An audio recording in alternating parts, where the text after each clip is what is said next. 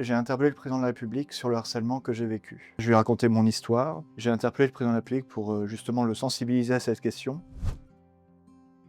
Bonjour, je m'appelle Gaspard Sis et je vais vous parler du cyberharcèlement. Donc le cyberharcèlement, je connais parce que je l'ai vécu en 2020. J'avais à l'époque 21 ans. Pendant le confinement, j'avais réalisé un reportage pour un média local dans lequel j'expliquais mon confinement justement. Et j'aurais jamais imaginé que ça prenne autant d'ampleur. Dans cette vidéo, je racontais simplement comment je vivais mon confinement. Je faisais les cours à distance, je faisais du sport, je prenais des nouvelles des personnes seules, rien de plus banal. Et donc juste pour une petite vidéo comme ça, c'est parti un peu dans tous les sens. Cette période a été difficile à vivre, avec beaucoup d'idées noires. C'était essentiellement des critiques sur le physique, sur ma façon de m'exprimer, mais pas réellement dans le fond de ce que je disais. Les gens trouvent le moindre truc sur lequel critiquer, sur lequel se moquer. C'est un peu un fléau. Suite à ce confinement, j'ai été du coup accompagné, suivi, et il s'avère que j'ai été diagnostiqué par la suite autiste Asperger.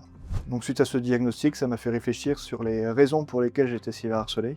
Et je me suis finalement dit que c'est peut-être cette différence qui a suscité une telle intolérance. J'ai interpellé le président de la République sur le cyberharcèlement que j'ai vécu lors d'une table ronde, au cours de laquelle du coup je suis revenu sur mon vécu. Je lui ai raconté mon histoire. J'ai interpellé le président de la République pour justement le sensibiliser à cette question.